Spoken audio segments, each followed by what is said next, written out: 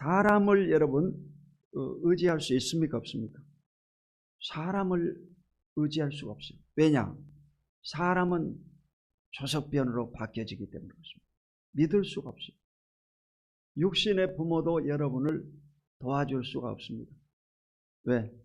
인생은 60에 70, 강건은 80이라 떠나버리시는 거예요. 돌아가셔버리기 때문에 계속해서 못 도와주는 거예요.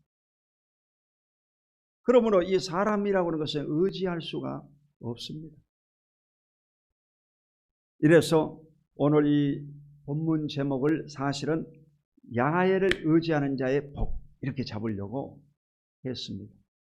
근데 사람들은 하나님에게 관심이 없습니다. 또 유튜브 상에서도 사람에 대해서 관심이 있지 하나님에 대해서는 관심 없습니다. 이래서 이 사람을 의지할 수 있는가 이렇게 제목을 잡았어요. 자, 오늘 이 첫 번째 살펴볼 건 뭐냐? 유다의 죄입니다. 이스라엘은 이 북쪽 이스라엘과 남쪽 유다로 이렇게 갈라져 있었습니다. 분열한 곳이 분열한 곳. 이 유다에 대해서 죄를 지적하는 사람이 누구냐? 오늘 본문에 에레미야 선지자, 에레미야 선지자는 바로 남유다의 이 원래는 제사장 아버지 hil기야의 아들이었습니다. 제사장의 아들이었습니다. 그런데 그가 예언의 영이 임해가지고 선지자가 된 것입니다. 편안한 이 국가에서 녹을 받아먹고 사는 직업이 아닌 야지에서 예언하는 예언자로서 사명을 감당하는 그런 사람이었습니다. 그러니까 이 시대에 어떤 시대였느냐? 바로 16대 요시야 왕 때 예언을 시작했습니다. 처음 예언을 이렇게 받아가지고 예언한 거죠. 그리고 그가 BC 566년 이제 586년에 멸망했거든요. 그러니까 한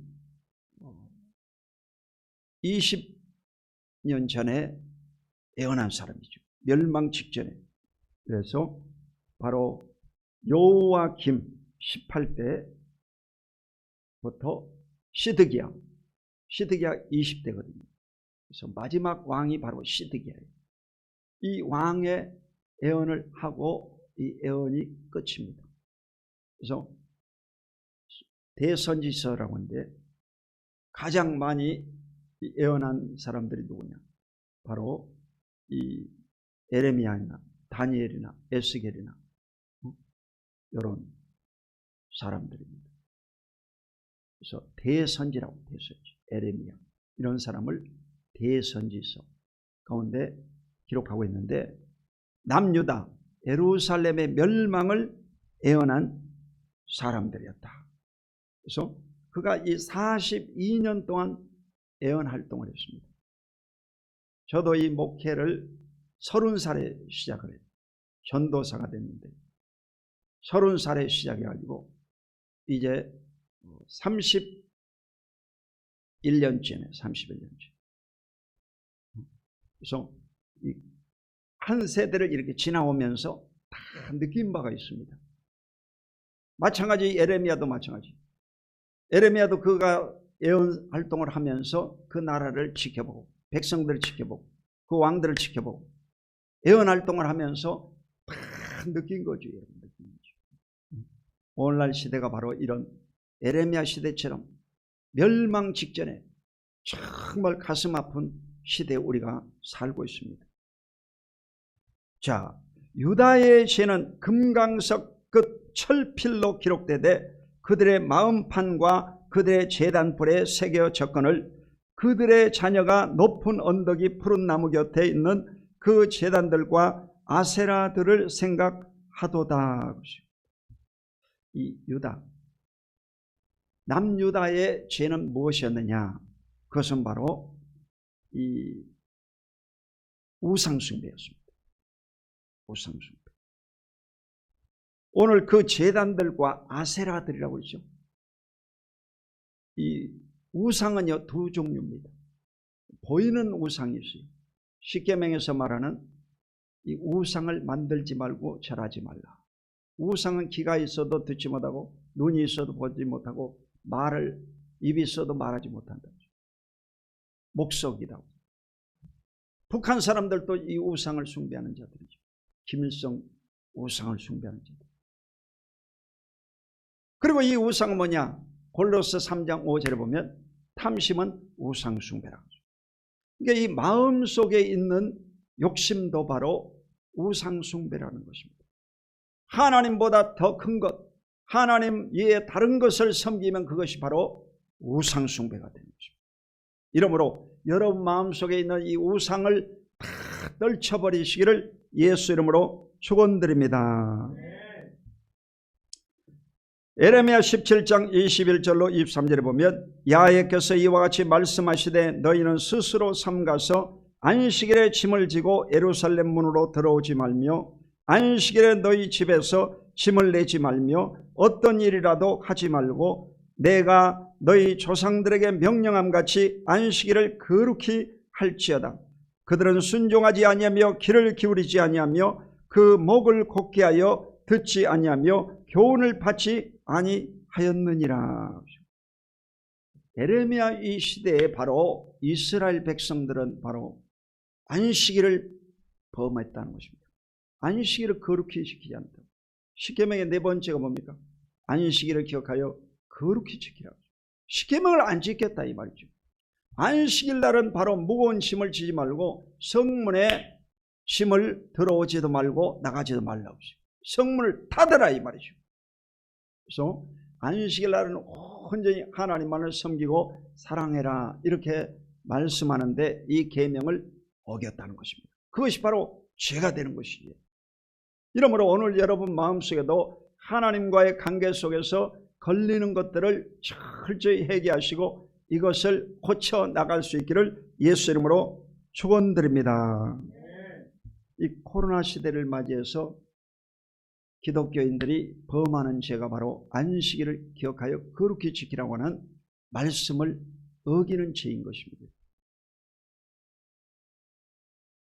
서울 시내에서 10월 3일이면 큰 이 기독교인들이 대집회를 하고 정부를 깜짝 놀라게 했던 적이 있죠.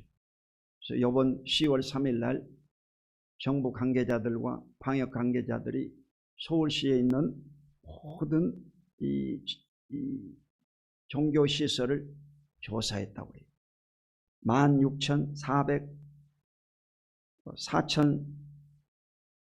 4,403개소를 조사했는데 이곳에서 이 현장 예배를 드리는 곳은 13,355, 82%. 비대면 예배를 드리는 곳은 351, 2%. 그리고 예배를 현장 예배도 안 드리고 비대면 예배도 안 드리는 자들은 2,693, 16%라고. 이래서 통상적으로 이 애자연에서 조사해 보니까 한국 교회에 6,000개 내지 9,000개의 교회가 이 코로나 시대에 사라져버렸다는 것입니다. 그러면 이곳을 추정컨대 약 150만 내지 200만 명의 성도가 사라져버렸다는 것입니다. 이것을 여러분 누가 책임질 것입니까? 앞으로 하나님께서 이 크나큰 죄악을 심판하십니다.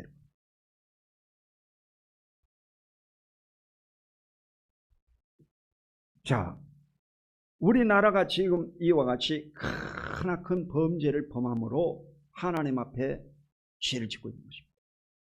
이러므로 대한민국을 하나님께서 반드시 심판하십니다. 그래서 이 대한민국이라고 하는 나라는 원래 이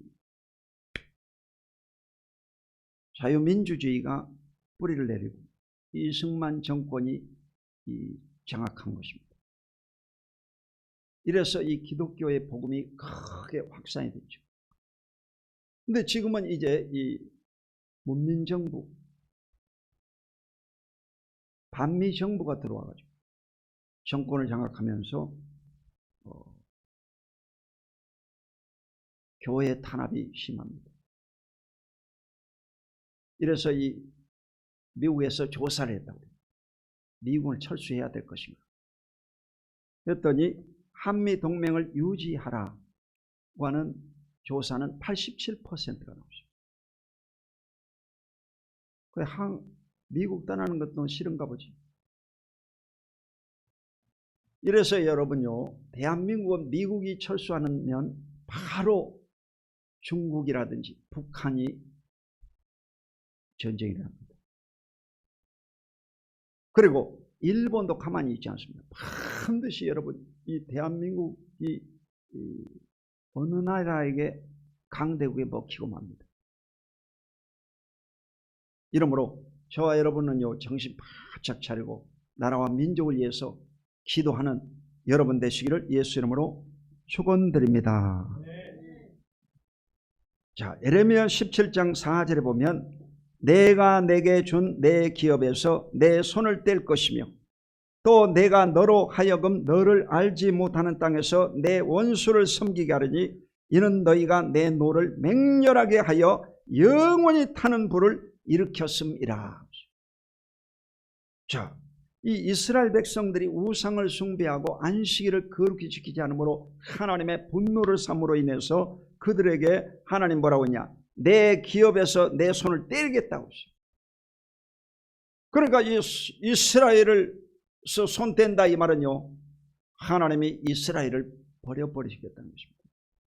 여러분, 하나님께서도 버리실 때도 있습니다. 그리고 내 원수를 섬기게 하겠다. 이래서 이 에레미야가 예언한 것이 바로 바벨론, 친바벨론 정책을 에레미야는 추구했지만 당시의 왕들은요, 친애굽 정책을 펴고 반바벨론을 정책을 폈어요. 그러다 훗날 이 BC 586년에 바벨론의 느부갓네살에 의해서 침공을 당해가지고 예루살렘이 쑥밭이 되고 거기에 살아남은 자들은 전부 다 포로로 잡혀가게 됐습니다. 이것이 바로 유다의 역사입니다.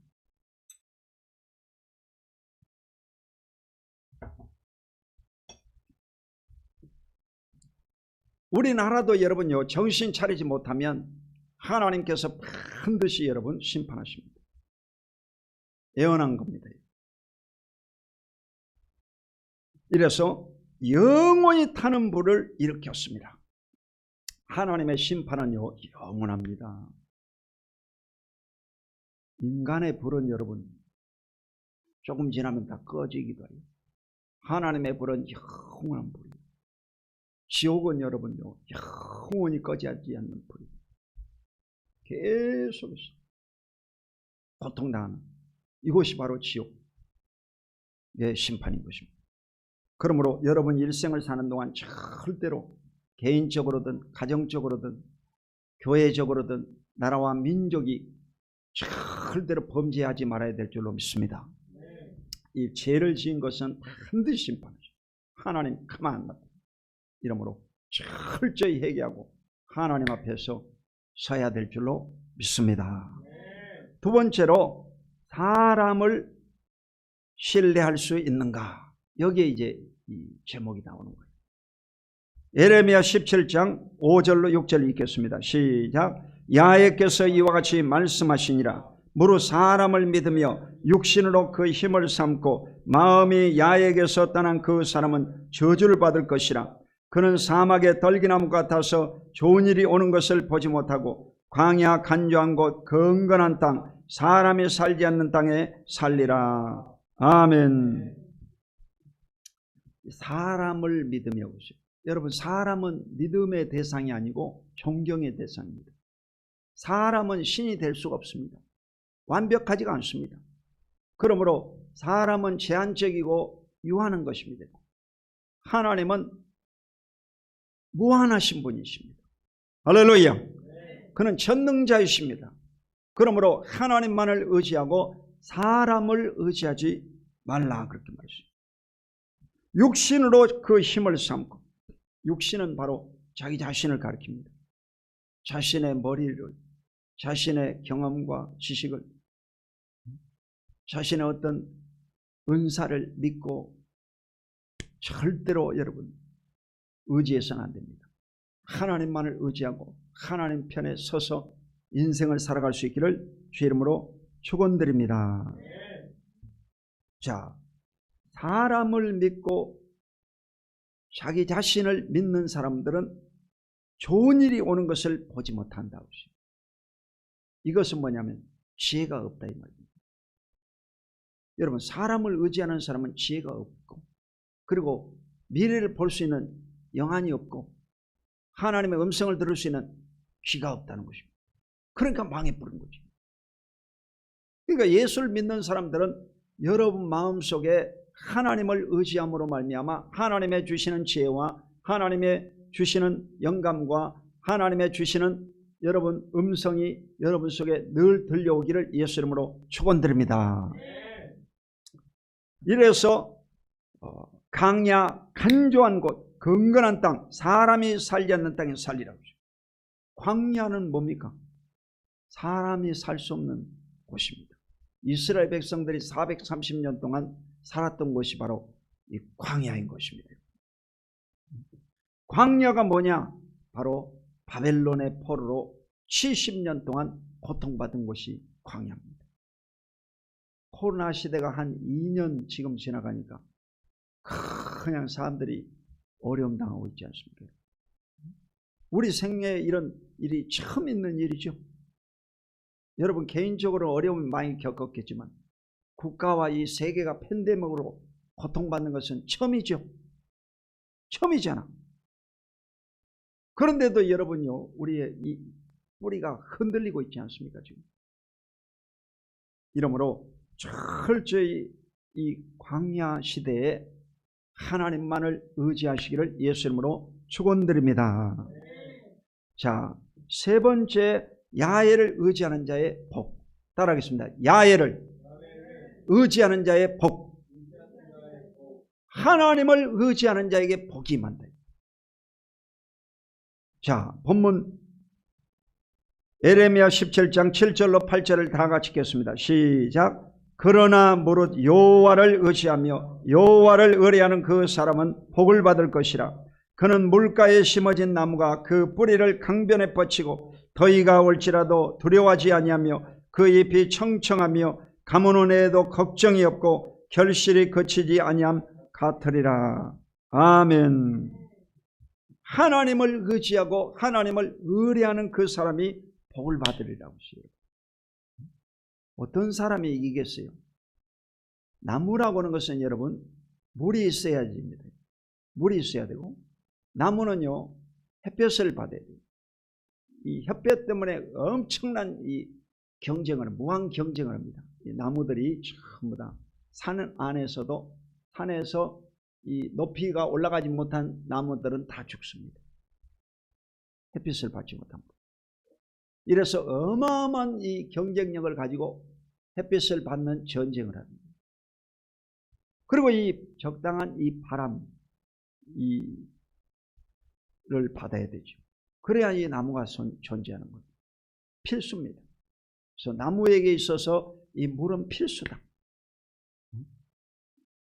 이 물이 여러분요 가물 때에 필요한 거죠.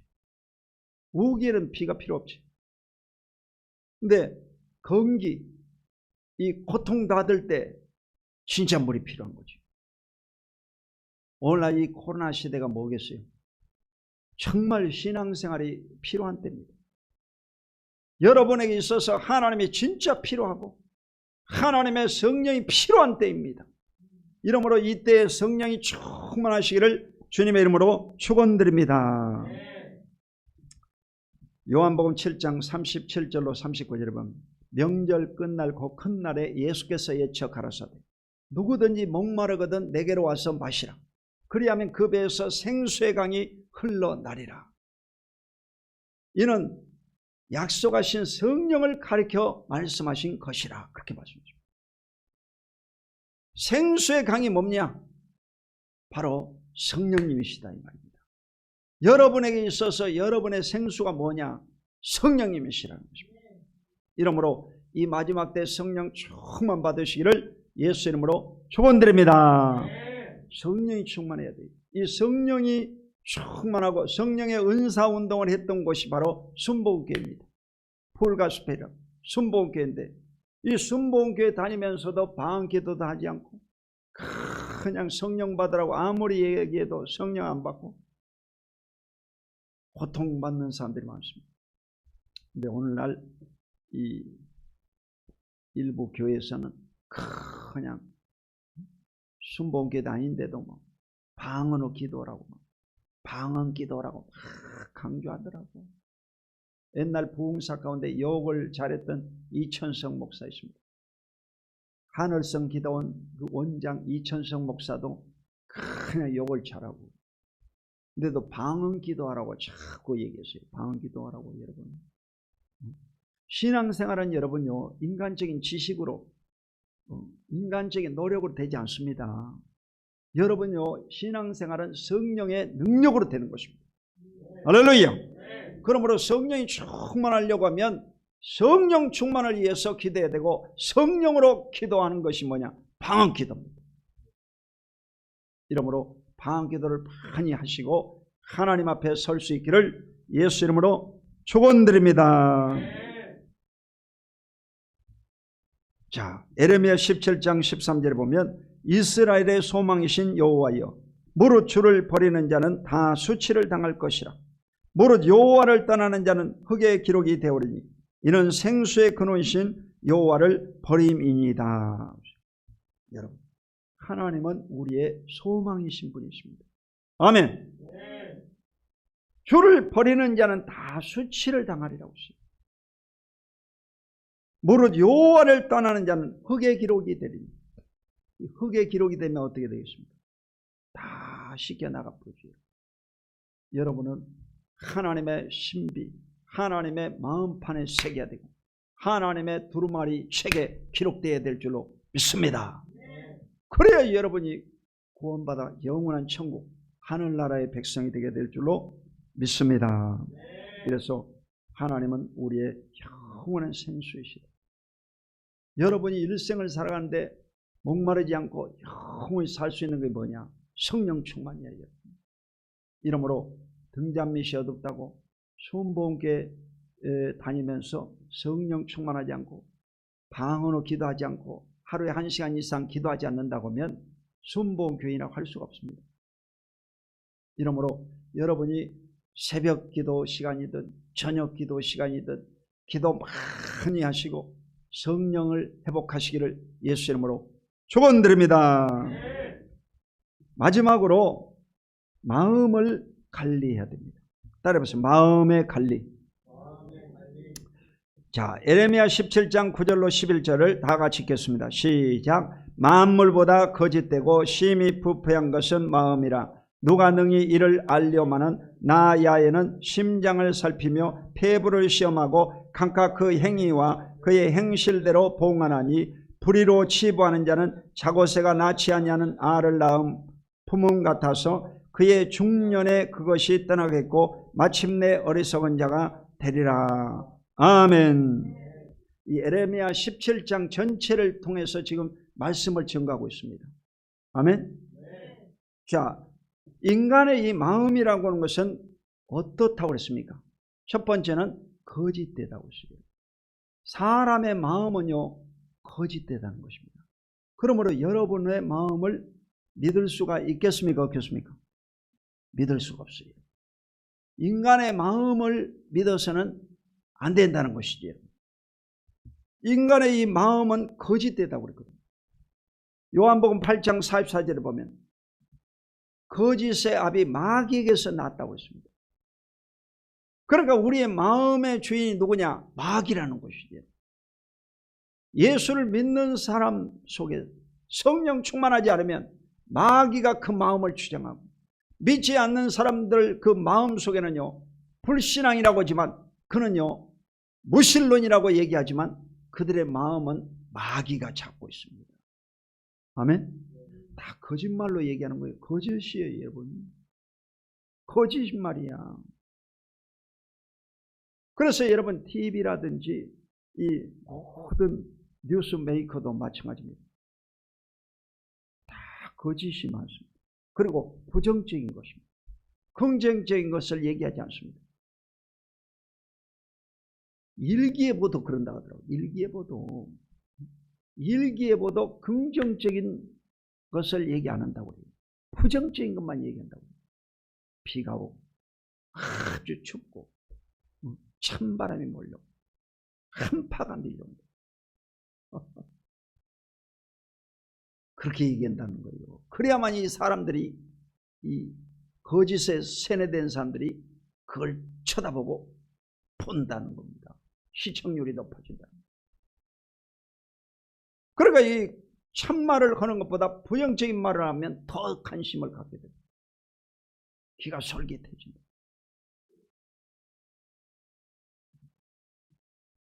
자, 인간의 이 마음은 철저히 거짓되다는 것입니다. 그래서 자기 자신이 자기 마음도 믿어서는 안 되는 것입니다. 아멘?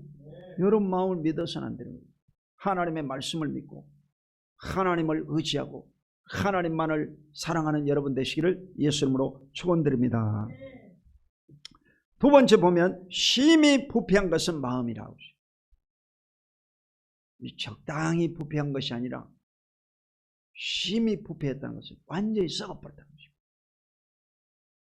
신학적으로는 이걸 완전 타락세라고 해요. 완전 타락세. 인간은 적당히 타락한 것이 아니라 완전 타락했다는 것입니다. 창세기 2장 17절에 보면 선악을 알게 한 나무 실과를 먹지 말라. 먹는 날에는 죽으리라고 했어요. 근데 이 선악과를 마귀의 게임 빠져가지고 따먹지 않습니다.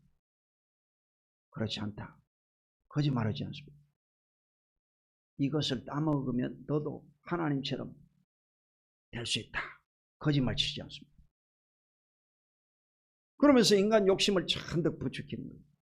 그러니까 이 하와가 선악과를 따먹고 그 남편에도 줌에 공범자가 되고 부부가 같이 망해버린 것이죠. 그렇습니다. 이러므로 철저히 이 마음을 여러분이 하나님만을 의지하고 신뢰하는 마음을 품어야 될 줄로 믿습니다. 이 마음이 아주 중요합니다. 마음이 다 부패했다는 거예요. 썩었다는 것입니다.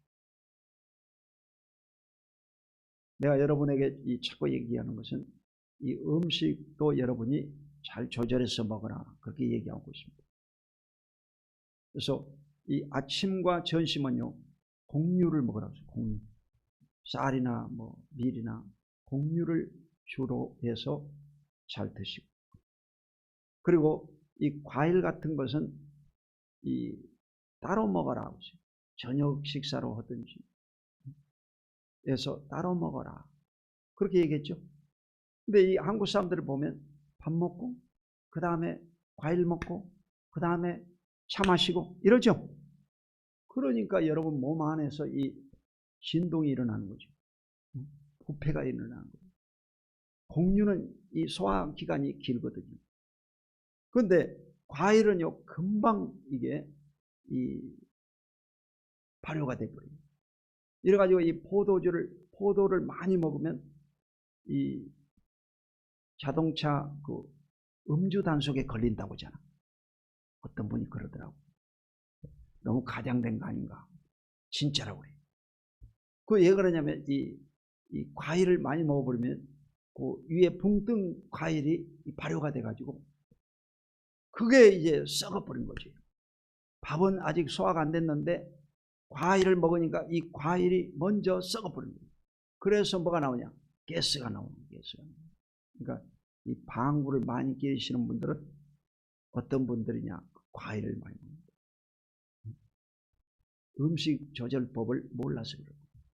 그래서 여러분의 이 식생활을 조절하면 몸이 건강해지고 장수회복, 건강회복 얻게 될 줄로 믿습니다. 자, 이 부패한 것은 마음이다. 그것이요. 그러니까 우리 인간의 이 마음이라는 것은 부패했다 이 말이요. 그러므로 철저히 여러분이 성경 말씀을 믿고 하나님 앞에 기도해서 응답받고 나갈 수 있기를 예수 이름으로 축원드립니다. 나 여호와는 심장을 살피며 폐부를 시험하고 각각 그 행위와 그의 행실대로 보응한다고 그러죠. 하나님은요 우리의 심장을 살피고 폐부를 시험한다. 이 말은 뭐냐? 동기를 보신다 이 말입니다. 예배드리는 동기를 보시고, 기도하는 동기를 보시고, 구제하는 동기를 보시고, 헌금하는 동기를 보신다. 하나님은 여러분의 마음 깊숙한 곳을 들여다보신다는 것입니다. 아멘. 사람은 겉을 보지만 하나님은 우리의 마음 중심을 보십니다. 깊숙한 곳을 보는 거예요. 동기를 보는 거예요. 이러므로 철저히 하나님을 속일 수가 없습니다. 이래서 하나님 앞에서 좋은 걸 심어야 좋은 열매를 거두고 하나님 앞에 큰 복을 받게 될 줄로 믿습니다. 불의로 치부하는 자는, 그러니까 이 잘못된 의로 치부하는 자, 돈과 명예와 권력을 얻은 자는 자고새가 낳지 않은 알을 품은 같아서 그의 중년에 그것이 떠나겠고. 중년이라고 하는 것은 뭡니까? 노년기와 이 청년기의 중간이죠. 이래서 통상 이 코로나 시대에 이 중년이 누구냐? 전 세계적으로는 이 55세를 기점으로 잡습니다. 세계적인 나이로는 55세를 이 중년의 말로 잡습니다. 그래서 55세가 넘으면 노년으로 쳐버립니다. 세계에서는 그래요. 우리나라에서는 이 노년기는 몇 세입니까? 65세. 65세 이상을 노년기라고 그래요. 아멘? 그러니까 이 55세가 넘은 사람들은요, 마지막 이 중년, 노년기를 준비해야 되는 것입니다. 아멘?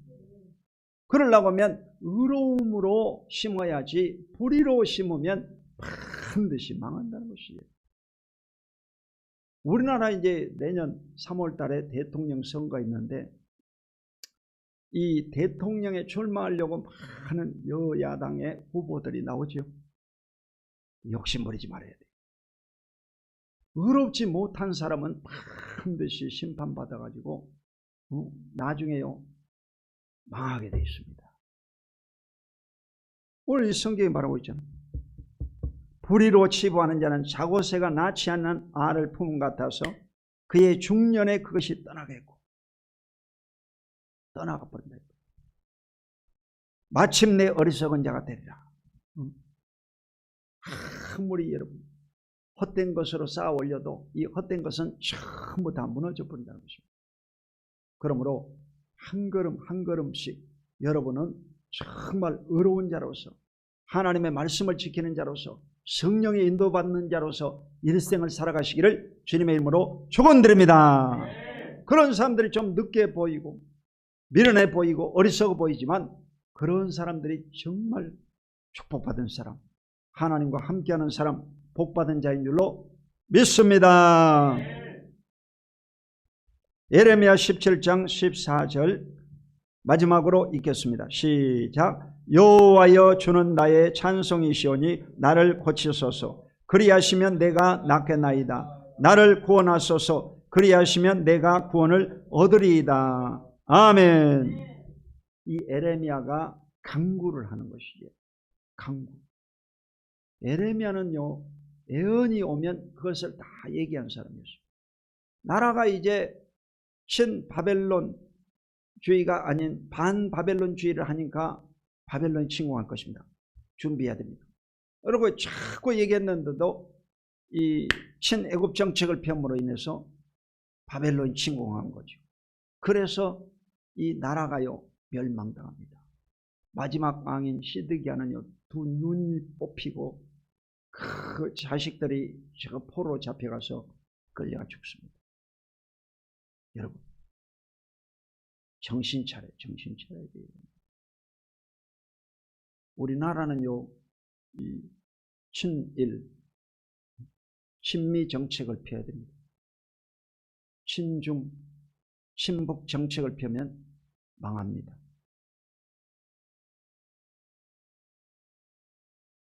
그 여러분요, 이 절대로 어쩔 수 없는 일이에요. 이래서 하나님이 함께하는 정부가 되어야 돼요. 하나님이 함께하는 개인과 가정이 되어야 하나님이 복을 주셔서 살 수 있는 것입니다. 아멘. 네. 교회를 때려잡고 교회를 불지르고 종탑을 무너뜨리는 친중 정책을 펴다가는 우리나라도요 반드시 망합니다. 예언하는 것입니다. 이래서 이 예레미야가요 강구하는 것입니다. 강구를 하는 거예요. 간절히 기도하는 것입니다. 여호와여, 주는 나의 찬송이시오니 나를 고치소서. 그리하시면 내가 낫겠나이다. 나를 구원하소서. 그리하시면 내가 구원을 얻으리이다. 회개하는 거예요 지금. 이러면서 간절히 회개하는 것입니다. 여러분, 우리 민족이 정신 바짝 차리고 하나님 앞에 바로 서서 신앙생활하고 여러분의 일상생활이 다 회복되고 하나님의 축복받는 여러분 되시기를 주의 이름으로 축원드립니다. 기도하겠습니다. 거룩하시고 영원하신 아버지, 고맙고 감사합니다. 오늘도 주님의 사랑하는 귀한 백성들을 축복하시고 이 땅에 사는 동안 하나님만을 의지하는 자가 되게 하여 주셔서 땅에 사는 동안 가뭄 가운데서도 마르지 아니하고 열매 맺는 축복을 받게 하여 주시옵소서. 이 코로나 시대에 지나가면서 하나님만을 철저히 의지하고 잘못된 것은 다 회개하고 고치는 귀한 역사 있게 하여 주시옵소서. 예수 그리스도 이름으로 간절히 축복하고 기도드립니다. 아멘.